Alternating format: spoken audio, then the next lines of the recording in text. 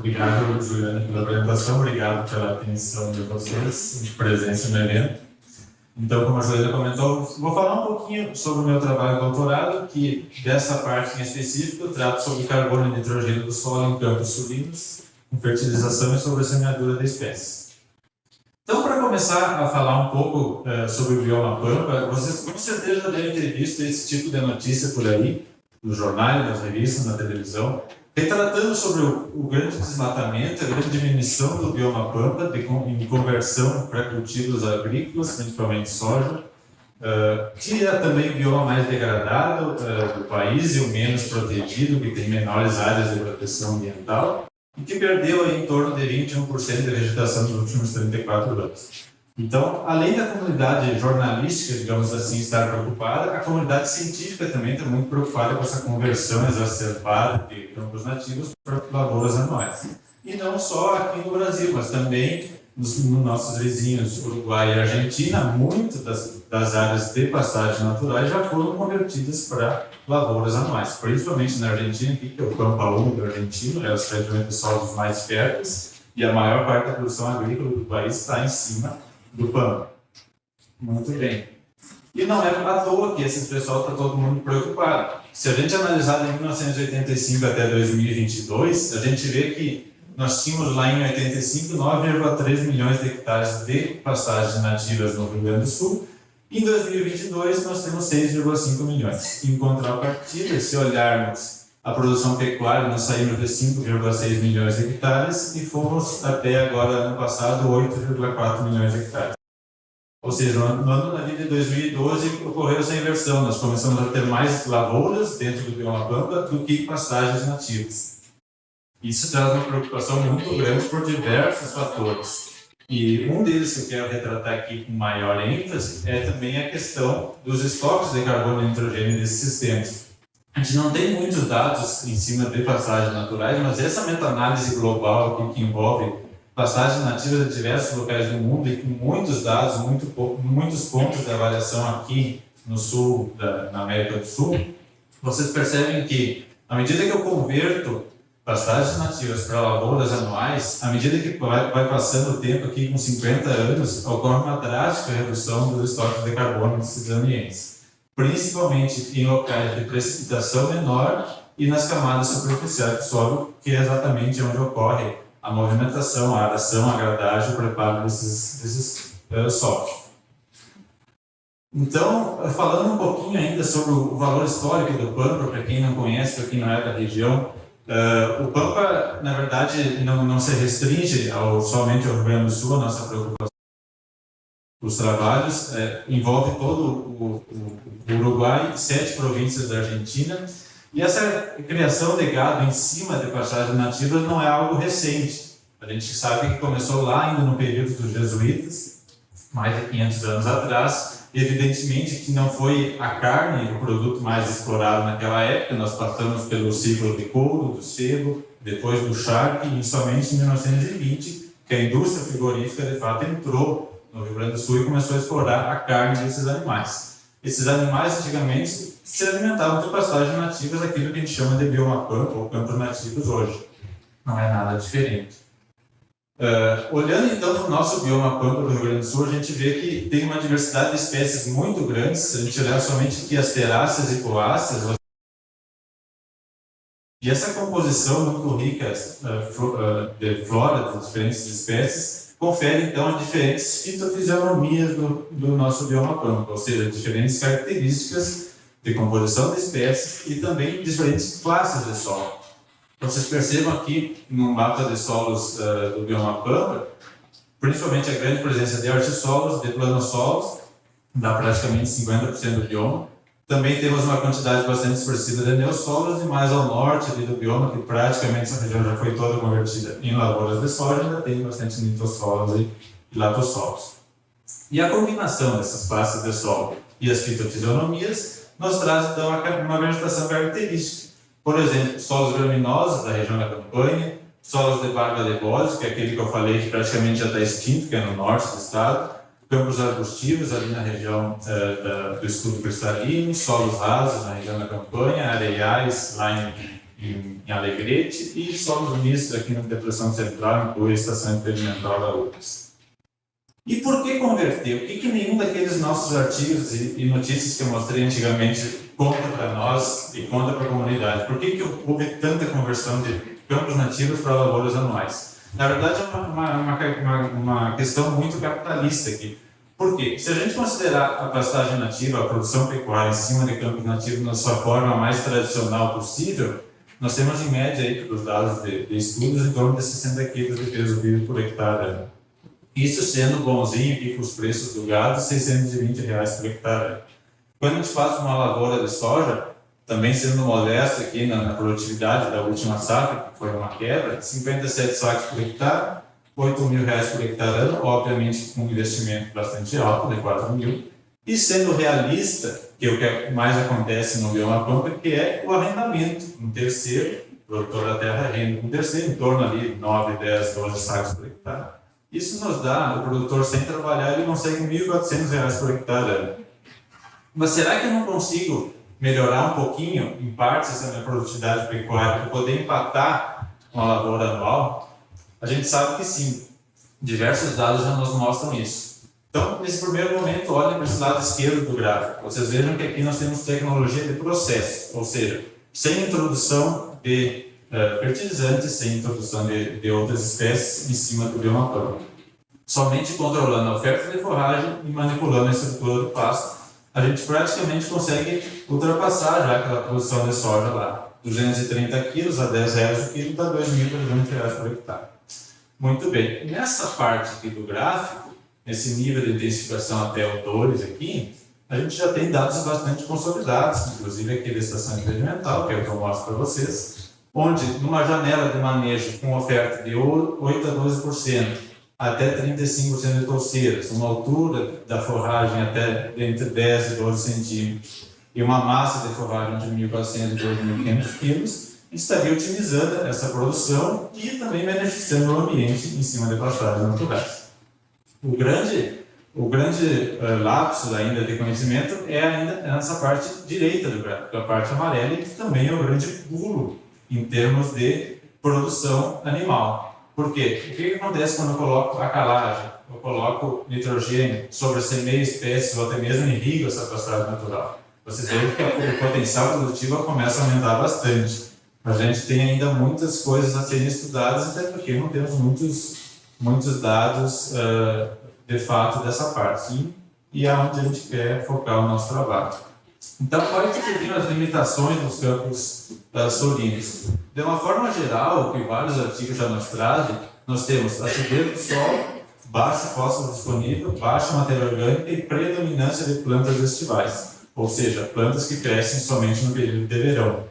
No período de inverno tem pouca participação de espécies forrageiras que conseguem se desenvolver nesse ambiente, nesse período do ano. E o que acontece então quando eu faço uma correção do pH, fertilizo com nitrogênio, fósforo, potássio, até mesmo enxofre, para você meio essas espécies, eu consigo ter, não que o lado direito aqui da foto seja melhor que o lado esquerdo. Vocês têm que entender isso como um ambiente complementar. No período do ano, por exemplo, de inverno, onde eu tenho uma baixa qualidade aqui da forragem, eu posso manter esses animais no lado direito. Eles conseguem seguir ganhando peso, seguir se desenvolvendo. E no período do ano que esse ambiente aqui precisa descansar, que é uma coisa importante, eles podem ser manejados no lado de pastagem natural. E além dessa questão de melhorar a produção de forragem, eu também consigo melhorar a questão dos estoques de carbono e nitrogênio. Um dos poucos, e na verdade o único que a gente tem conhecimento até então de estudos publicados nesse sentido, aqui no nosso vizinho Uruguai, onde eu tive sobre a semeadura de cornichão e fertilização fosfatada, foram 12 propriedades lá do Uruguai, e eles perceberam que sim, quando eu faço essa fertilização sobre a semeadura de espécies, ao longo do tempo eu consigo melhorar os estoques de carbono e nitrogênio nesses ambientes. Aqui no Rio Grande do Sul a gente não teve nenhum trabalho nesse sentido, e os primeiros dados que a gente tem é o que eu vou mostrar para vocês nos próximos slides. Então, esse trabalho faz parte de um projeto maior, envolve também uma meta-análise de todos os trabalhos publicados nesse sentido, e também o impacto da fertilização sobre a semeadura de espécies nos atributos químicos do solo e na composição da forragem, que eu não vou entrar nesse detalhe. Então, os locais de estudo, a gente fez uma parceria com a Aliança do Pastizal Brasil, que é uma ONG que certifica propriedades rurais que preservam pelo menos 50% do seu território sobre pastagens nativas. Nós escolhemos 5 propriedades, e não foi ao acaso, são 5 propriedades rurais bastante distintas em termos de solo. Nós temos solos bastante limitantes, como lá em São Pedro do Sul, e temos solos muito ricos, como o verde-solo evânico lá em Noberê. Então, a gente queria entender como é que esses processos de fertilização e sobressemeadura se comportam dentro de cada um desses locais. Então, nós tínhamos 2 ou 3 ambientes, né? Em Piratini, Lavras do Sul e São Pedro, nós temos uma pastagem natural melhorada num prazo um pouco mais curto, de introdução dessas práticas, e uma pastagem natural melhorada com um período um pouco mais longo de introdução de fertilizantes e de sobressemeadura, exatamente para ver o quanto que o fator tempo muda essas questões. E em Dom Pedro e Santana do Livramento só tem esses 2 ambientes. Só para vocês entenderem o que foi feito de uma forma geral nessas propriedades rurais. Obviamente que eu não acompanhei todos, porque tem dados ali de 14, 17 anos atrás, né? Uma análise de solo, calagem, havendo a necessidade, sobre a semeadura das espécies, o azevém estava presente em todas elas, uma roçada baixa para eliminar essa competição das plantas nativas em cima dessas plantas sobressemeadas e uma fertilização lá quando essas plantas do azevém, do branco já está se desenvolvendo. No período de inverno, quem olha aos olhos de um leigo acha que isso aqui é uma passagem de azevém em cima de uma restebressória, mas na verdade é uma sobressemeadura de azevém em cima de campo nativo. O campo nativo está ali embaixo. E no período de verão, essas gramíneas nativas, gramíneas, leguminosas, todas as espécies acabam se beneficiando daquela fertilização que eu fiz lá no inverno. Uma porque os animais exportam muito pouco, então, muito pouco dos nutrientes, né, aplicados. Então, essas gramíneas, essas espécies nativas acabam se beneficiando e acabam se desenvolvendo muito mais também no período de verão. Então, o nosso trabalho começou em 2021, em março de 2021, terminou em fevereiro agora desse ano. Nós fizemos coletas de solo, ao olhar, então, enfim, todas as questões químicas, também densidade, e a cada 2 meses nós avaliamos a produção de forragem com gaiolas de exclusão para ver o quanto que cada um desses ambientes, em cada um desses locais, estava produzindo de forragem. Vocês vejam, então, aqui os 5 ambientes. Nós tínhamos 2 neossolos, aqui em Santana do Livramento e Piratini, um chernossolo em Lavras do Sul, verde-solo evânico em Dom Pedrito e um argissolo vermelho aqui em São Pedro do Sul.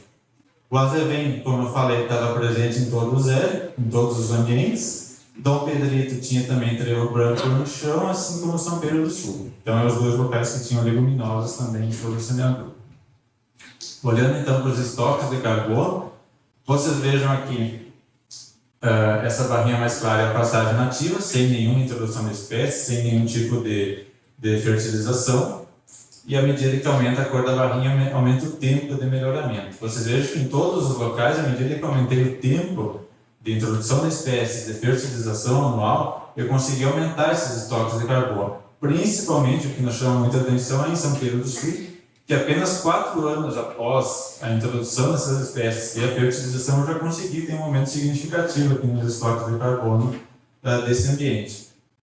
Lá em Lavras do Sul, que é um solo quimicamente melhor, um ambiente um pouco melhor, naturalmente melhor, você vê que há 4 anos não apareceu essa diferença, apenas lá nos 14 anos. Mas mesmo assim já é uma informação muito importante para nós, ou seja, à medida que passa o tempo, eu consigo aumentar muito os estoques de carbono desses ambientes, introduzindo espécies, fertilizando esses locais.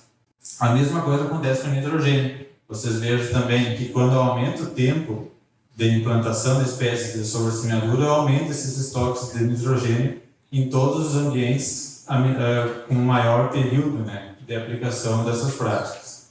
E o grande responsável por tudo isso, que a gente acredita, é a produção de forragem. Você veja aqui, por exemplo, São Pedro do Sul, que é o lugar mais evidente. Eu saí ali de 2.500, 3.000 quilos de produção anual de forragem, de pastagem nativa, e fui lá para próximo de 9.000 quilos quando eu introduzo espécies e fertilizo esses ambientes. Você veja que aumentou quase 3 vezes. Aqui em Lavra do Sul, onde a pastagem nativa já tem uma produção maior, mesmo sem introduzir espécies, mesmo sem fertilizar, mesmo assim eu consegui praticamente dobrar essa produção de forragem por hectare. Assim como em Piracini, assim como em Dom Pedrito e também em Santana do Livramento. Então, o que é importante a gente notar aqui é que em todos esses ambientes, embora o bioma seja muito diverso e o potencial produtivo de cada um daqueles locais seja muito diferente, a gente consegue aumentar bastante e praticamente chegar a todos eles no mesmo patamar aqui em torno de 8 a 9 mil quilos de forragem por ano. Ou seja, um patamar bastante alto, um potencial produtivo desse ambiente para a pecuária muito alto e um custo relativamente baixo. Então, falando de considerações finais, solos quimicamente mais limitantes, que é aquele exemplo que eu peguei no PL de São Pedro do Sul, no sistema produtivo devem ser priorizados para fertilizações sobre a semeadura da espécie, onde a gente mais vai ter o efeito dessas práticas. É recomendável, então, que essa sobressemeadura seja aliada à correção sempre do pH do solo e à fertilidade desse solo, visando, então, obter os maiores efeitos, né, desses resultados na produção de forragem e também beneficiando os estoques de carbono e nitrogênio. Essas práticas de melhoramento de pastagens naturais devem compor um sistema, então, visando diversificar parte dos processos produtivos. Isso não pode ser utilizado em toda a propriedade, tem que ser utilizado em uma parte da propriedade, visando suprir aquele momento do ano que tem déficit de proteína, déficit de alimentos para esses animais. E a fertilização do solo e a sobressemeadura de espécies devem sofrer, então, um correto manejo em todo o seu período de desenvolvimento, para não comprometer exatamente as gramíneas nativas que se desenvolvem principalmente no período de verão. Se eu deixar passar muito esse período de inverno com um ACV muito alto, com certeza no período de verão essa pastagem nativa vai acabar sendo prejudicada porque ela vai ficar abafada no momento. Então, por enquanto era isso. No final vai ter umas questões e perguntas, vocês podem fazer. Muito obrigado.